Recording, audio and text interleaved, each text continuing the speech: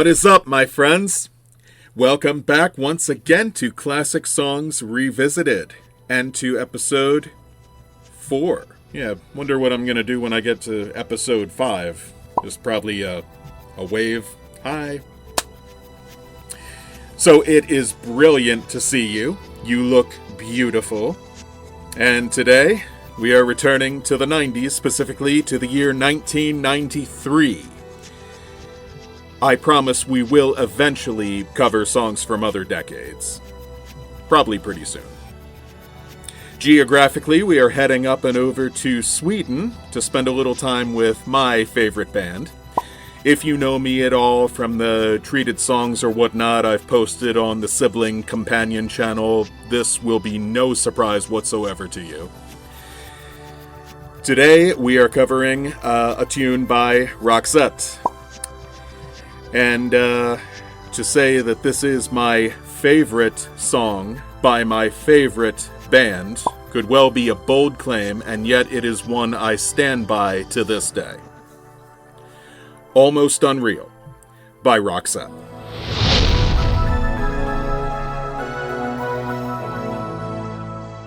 The classic Real Deal Roxette was a Swedish duo, as I mentioned, consisting of Per Håkan Gessle and Marie Fredriksson, the latter of whom is sadly no longer with us as of December 9th, 2019. Surviving a first brain tumor in 2002, Marie recovered, recorded some more, both with Roxette and solo, till her health continued deteriorating through the tens, and another tumor finally claimed her life. Per has since carried on the Rox tradition, under the name PG, Per Gessle's Roxette, still recording and releasing into the 20s. So another song I'm probably going to cover pretty soon, a particular 70s one, is just one example of a song the reference of which Per worked into one of his own a while before Roxette was born. Which I mention because Per is known for sneaking references to other songs into his work. Even the name Roxette is taken from the name of a Dr. Feelgood song from 1975. Per used the name for the first time when his Swedish band, Gyllene Tider, attempted, unsuccessfully, to go global, around 1984. Teaming up with Marie a bit later gave birth to the Roxette we know today. The beginnings of Roxette in the 80s were a bit uncertain, and the band was intended at first to be something other than what it really became. Originally, the idea was that Per would write the songs and Marie would sing them. It didn't exactly turn out that way. That's another story.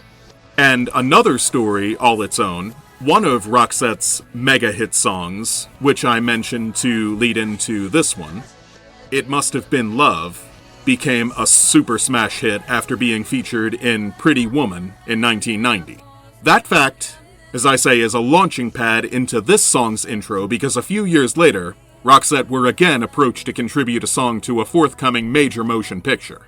This movie was the original Hocus Pocus, starring Bette Midler, Sarah Jessica Parker, and Kathy Najimy. This initial offer in mind, Per wrote a song called Hocus Pocus, the phrase artfully sculpted into the chorus. However, later in the film's development, the producers decided to switch gears, and at the time, go with the female hip-hop R&B outfit En Vogue instead, though they were ultimately not to feature in the movie either.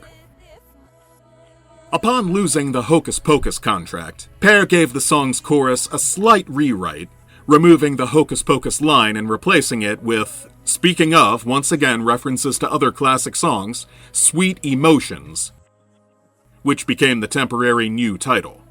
The Rox camp didn't care for that move, and so it was retracted, reverting to the original lyrics, and they decided to title it Almost Unreal instead. The song was recorded in the spring of '93, the vocals supplied by a very pregnant, 9 months, Marie, as the band were presented with a separate film contract. The song's new home would be the live-action film based on the most iconic and famous video game franchise in history, Super Mario Bros. The title roles were accepted by Bob Hoskins and John Leguizamo, their antagonists portrayed by Dennis Hopper. Per and Marie were partial to Bob and Dennis, so they rolled the dice. Wise decision, right? Well, wrong. Making the film was a painful experience for just about everyone involved, and commercially it was a huge bomb on arrival.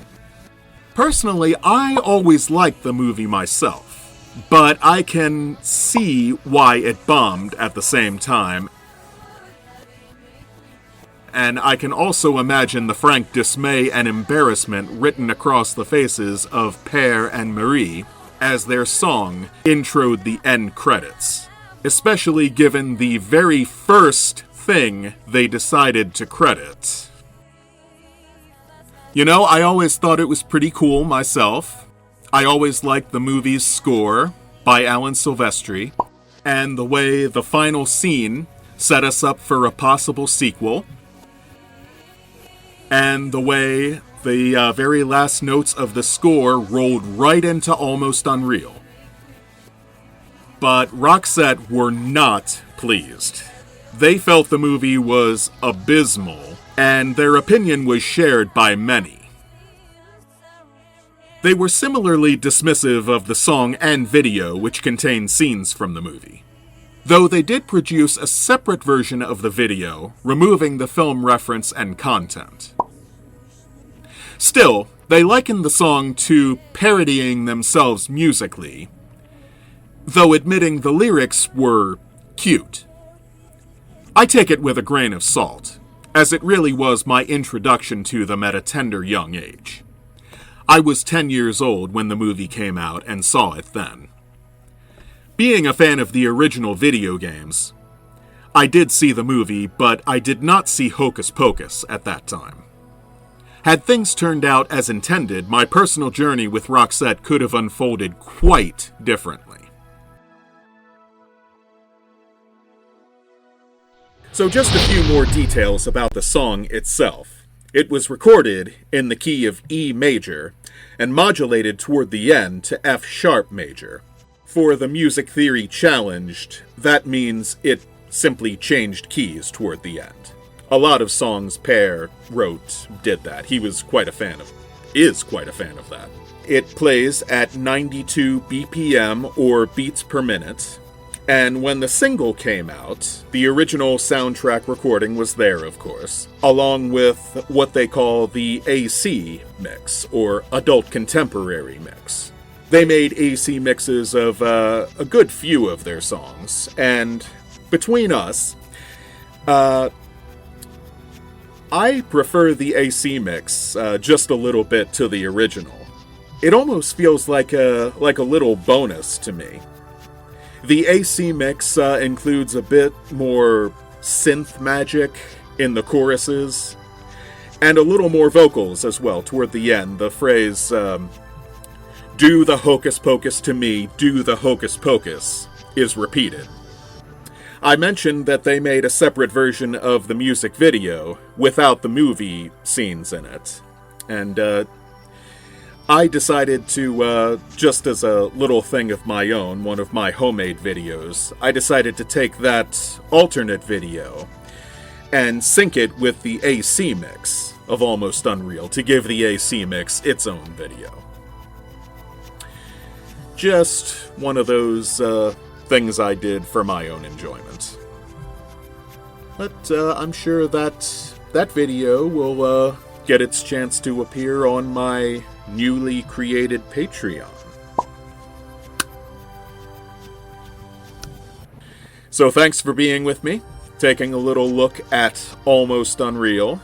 As I say, still, just by a very slight margin, still my favorite song by my favorite band. That is really saying something, and it's majorly due to being like I mentioned, my intro to the band when I was 10 years old. Of course, I'm sure by then I had heard a few of their other major hits on the radio, the worldwide hits that reached us here in America. But that's the first one I really knew was them. So, Hope you liked episode 4. If you did, if you enjoy the videos, please take the class actions. Comment, like, and share, subscribe. The air parentheses. Or if you're not American, the air brackets. Thank you once more for being with me, as you could have been doing anything in the whole great big, whole wide world you wanted. But you are here with me for a few more minutes. It means a great, great deal. Thank you again. See you in the next song.